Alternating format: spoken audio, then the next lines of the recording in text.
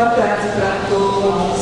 Deus nos abençoe, que a gente possa ter uma tarde agradável de estudos. E como primeiro momento vamos fazer uma prece. Então vamos todos fechar os olhos, mentalizar Jesus, agradecendo pela oportunidade que nós temos de estarmos aqui em busca de novos conhecimentos do ensinamento de Jesus. Agradecemos por todos os momentos que nós recebemos a assistência espiritual dos nossos mentores, anjos de guarda. Agradecemos, Senhor, pela nossa vida, pelo nosso lar, pelo nosso sustento, pela nossa saúde, e rogamos as suas bênçãos a todos que estão aqui presentes, aqueles que não puderam comparecer hoje. Pedimos pelas pessoas doentes que se encontram em seus lares ou nos hospitais, todos aqueles que estão necessitando de um auxílio. Nós pedimos também pelo nosso país, pedimos pelos governantes que possam pensar que assumiram um compromisso perante Deus para governar em benefício do povo, que eles possam relembrar esses compromissos assumidos e colocá-los em prática. Nós pedimos por aqueles países que tiveram terremotos, todas as pessoas que estão lá passando por necessidade, aquelas que já desencarnaram, que possam aceitar o auxílio da espiritualidade amiga, que estão socorrendo a todos. Abençoe, Mestre, a todos que estão necessitando, e que nós saibamos assimilar esses ensinamentos de hoje, colocá-los em prática no nosso dia a dia, nos tornando pessoas melhores, cada dia um pouquinho mais. Pai bom que estais nos céus, santificado seja o vosso nome, venha a nós o vosso reino, seja feita a vossa vontade, aqui na terra como em toda parte. O pão nosso de cada dia dai-nos hoje, perdão, Senhor, pelas nossas ofensas, e que nós saibamos perdoar aqueles que vierem a nos ofender. Não nos deixes cair em tentação, e livrai-nos do mal, hoje e sempre, que assim seja. Gente, eu abri um livro hoje chamado Fonte Viva, Psicografia do Chico, e Emmanuel estuda o Evangelho e as obras dos apóstolos, a vida e Atos dos Apóstolos, os ensinamentos. E abri justamente nesse livro Entendamos o Bem, e onde Emmanuel estuda: não se deixes vencer pelo mal, mas vence o mal com o bem. Paulo aos Romanos, capítulo 12, versos 21. Então, fazendo um resumo do que ele fala aqui, é igual que está acontecendo agora, Uma chuva danada, trovoadas. Então, ele fala para a gente prestar atenção na natureza, porque depois da tempestade, a gente vê o quê? Que o céu se torna mais leve, aparece o sol. Que depois os galhos se quebram, são quebrados nessa tempestade, retornam a renascer, a florescer e a dar frutos. Ela se renova, a natureza se renova. Os trovões são substituídos pelo trinar dos passarinhos. Então, tudo, a terra mesmo absorve essa água, e justamente ela faz adubo juntamente com as folhas que caem, os pedaços de tudo que ela chegou a ele e levou. Então, ele faz o seguinte, que nós também temos momentos na vida que parecem tempestades, mas que a gente deve aprender com a natureza, a se ligar a Deus, nosso Pai, porque também fazemos parte da natureza, para que a gente possa crescer e aprender com as adversidades do caminho. Uma coisa é você passar essa dificuldade pedindo a Deus força, coragem, né? Sem reclamar, sem falar contra Deus, porque aconteceu isso comigo. Não. Se a gente passar com resignação, com coragem, pedindo a Deus força, ela se torna melhor. Você fala, não vou aguentar, mas se a gente passa, depois que passa, se você fizer uma análise do que aconteceu, você vai ver que aquela tempestade foi assim um momento em que você angariou forças na sua vida e você também teve, vamos dizer assim, ajuda espiritual, porque você sozinho não ia conseguir. Não ia conseguir, né? Então, eu acabei de ler o livro Brasil, Coração do Mundo e Pátria do Evangelho, e nesse livro a gente vê, desde antes de descobrir o Brasil, houve uma programação espiritual. Amigos espirituais estiveram trabalhando, intuindo espíritos de escola, junto, né, com a espiritualidade amiga, sob a direção de Jesus, e aqui no Brasil sob a direção de Ismael, que é hoje o guardião do Brasil. E quando chegou na hora da proclamação da República, Jesus fala para eles assim: agora eles conseguiram a maioridade, agora eles vão sozinhos, na lei do livre-arbítrio. Então, nós estamos passando por momentos difíceis, mas tudo isso é obra do nosso livre-arbítrio, se a gente for analisar. Não que não tenhamos ajuda, se a gente pede, a gente consegue ajuda, né? Mas essa ajuda é limitada ao nosso livre-arbítrio. E eu achei tão interessante porque hoje eu recebi uma perguntinha que o Jorge Elahá, ele responde sobre o livre-arbítrio, perguntas e respostas, ele brinca que é pinga-fogo. Então perguntaram sobre o livre-arbítrio, né? Se a gente tinha livre-arbítrio e tal. E ele começa a explicar que quando você tem o livre-arbítrio, mas quando você tem bastante inteligência, você consegue, você tem inteligência, você conhece as coisas, o livre-arbítrio é bem perto. Mas quando você começa a fazer coisa errada, ele vai sendo cerceado, esse livre-arbítrio. E para você conseguir aquele espaço de livre-arbítrio que você tinha antes, você tem que programar bem no seu coração, porque o livre-arbítrio está diretamente ligado a nós para a gente conquistar a nossa felicidade. E com o bem, por isso que a gente tem que conhecer, com o bem a gente consegue encontrar a felicidade. Só com o bem e o amor, você fazendo bem para o semelhante. Mas eu fiz uma colinha aqui para mim, porque tem vários pontos. Por exemplo, o irmão, o Kardec, na Revista Espírita de 1859, na página 202, ele diz assim: o bem é uma couraça contra a qual virão sempre quebrar-se as armas da malevolência.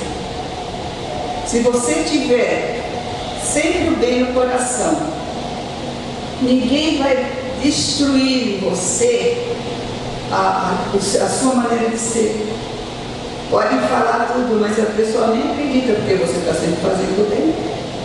Então a tua conduta vai passar uma borrachinha naquilo que os outros vão falar mal de você. Tá? E o irmão X, em Cartas e Crônicas, ele conta uma história do Talmud. O Talmud é um livro judaico, das tradições orais judaicas, né? E nesse livro, ele traz, eu fui procurar no Google, o Talmud é um dos livros básicos da religião judaica. Contém a lei oral da doutrina, a moral e as tradições dos judeus. E nesse livro tem uma historinha, que dois aprendizes do Rabi Hanina, eles não acreditavam em nada de adivinhações. Por exemplo, se alguém desse algum conselho para eles assim, sobre o que ele deveria fazer ou não deveria fazer, se não assim, sobre a mediunidade mesmo. Ele não acreditava, ele não acreditava em nada disso. Aí um dia eles moravam num lugar bem difícil, com muito gelo, muito perto de um morro, né? Eles foram buscar, tinha um caminho que eles iam buscar gravetos para colocar na lareira, né? Fazer fogueira para esquentar. E os dois iam contentes e rindo, né? No caminho. E de repente encontraram um velhinho, e esse velhinho falou para eles assim, ele viu que ele estava cercado de uma nuvem escura. Então falou para eles: meus filhos, eu aconselho vocês a não irem, porque algo de ruim vai acontecer com vocês. Eu estou vendo a nuvem escura. Mas ele não quis assustar os rapazes, e ele falou assim: volta para casa, minha mãe, porque ele estava vendo que eles poderiam até morrer no caminho, então que eles tinham negatividade em torno deles. Eles deram risada, porque eles não acreditavam nisso, e continuaram andando, né? Mas algum tempo antes de chegar no local que eles costumavam encontrar a madeira já quebrada lá, eles encontraram um outro velhinho, morrendo de fome, falando para eles assim: vocês não têm nada para mim, uma ajuda, eu estou morrendo de fome. E eles falaram: só tem pão.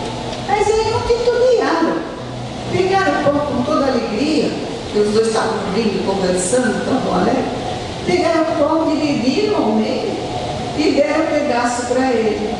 E o homem ficou tão agradecido que falou para eles assim: Deus abençoe vocês, hoje e toda a vida.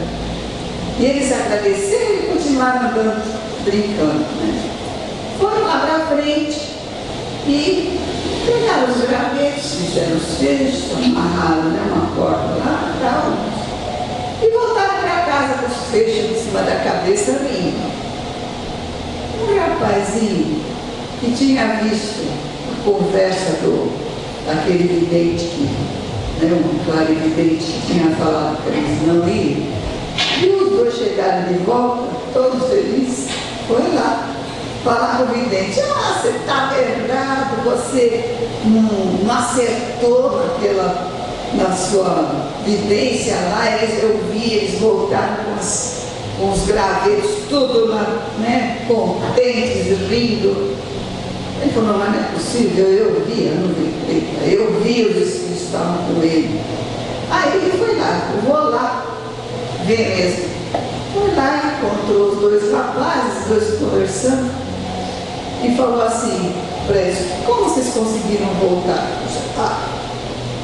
Não aconteceu nada com a gente pegou as coisas lá. Vocês me dão licença, porque os dois fechos de coisa estavam no chão. Aí eles abriram, amarraram lá no feixe, e no meio tinha uma cobra venenosa cortada no meio. Ela falou: tá vendo? Agora, o que vocês fizeram para acontecer uma coisa dessa, né? Aí um deles falou assim: a única coisa diferente que teve foi aquele velhinho que eu dei um pedaço de pão para ele, que ele estava com fome. Aí falou: para explicar, que pedaço de pão nas leis divinas dado com amor anula toda negatividade. É por isso que eu falei para vocês agora há pouco, né? Quando a gente vai passar momentos difíceis da nossa vida, quando chegam os testemunhos, a gente tem que estar ligado a Deus. Porque se não estivermos ligados a Deus, a gente sucumbe, fica doente, né? E não resolve a situação, não resolve o aprendizado. Mas no final, irmão X faz um adendo e fala assim: se o conto nos fala dos créditos de um pedaço de pão doado com amor perante as leis divinas, imaginemos o júbilo que reinará entre nós quando soubermos criar a felicidade dos semelhantes, empenhando a fraternidade, o coração inteiro. Vejam só, se todo mundo tiver o bem, é o mundo feliz. O mundo feliz não existe coisa errada, só existe o bem, não existe o mal, né?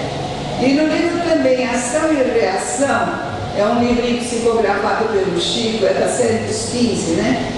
André Luiz diz o seguinte, contando a história lá, não é o André Luiz que diz, é o instrutor Sanzio.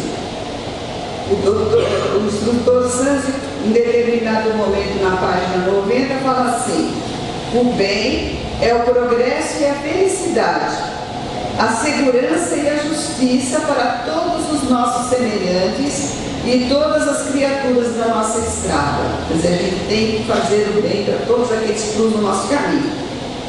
O bem será a nossa decidida cooperação com a lei do Senhor, e agindo de conformidade com ela, seremos ajudados e sustentados no campo dos valores imperecíveis do Espírito.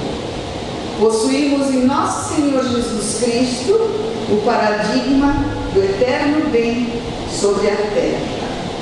Lindo, né? O bem é o estímulo para nós todos, para que a gente possa realmente aprender a ser bom, a trabalhar em nós.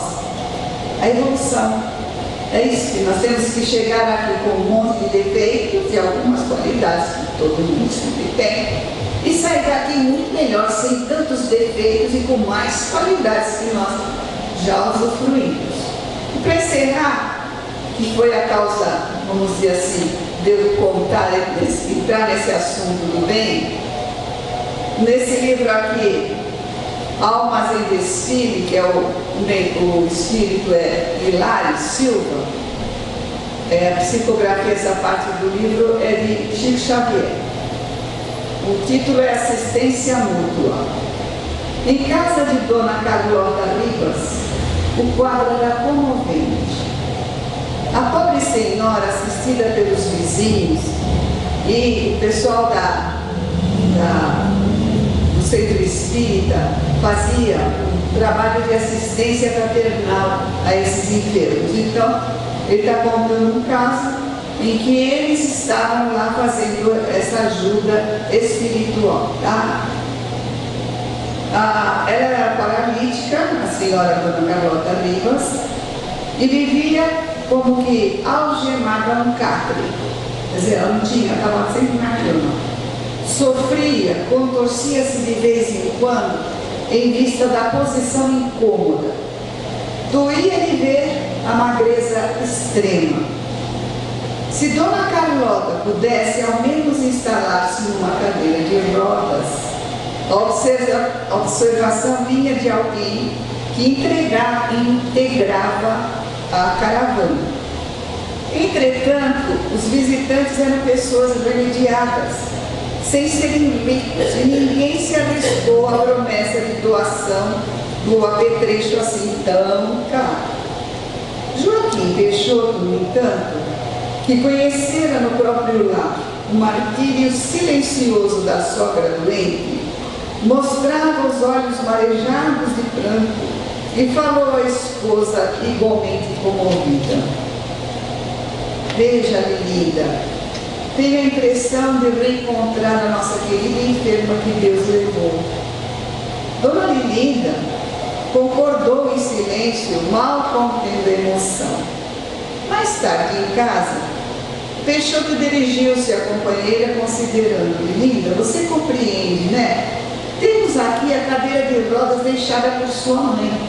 É uma relíquia, bem sei. Entretanto, como será grande alegria para Dona Carlota se lhe entregarmos essa doce herança como presente? A interpelada esboçou um gesto de repulso e falou: impossível. A cadeira de mamãe foi primorosamente trabalhada na Alemanha. Tem a bolsa anexa com espelho incrustado em pérolas, de que ela tanto gostava. Já enjeitamos 20 contos de réis. Você ganha pouco. Até hoje sou obrigada a dar o pé na máquina de costura, embora as promessas de nomeação para o magistério. A cadeira de mamãe é uma reserva que não podemos menosprezar.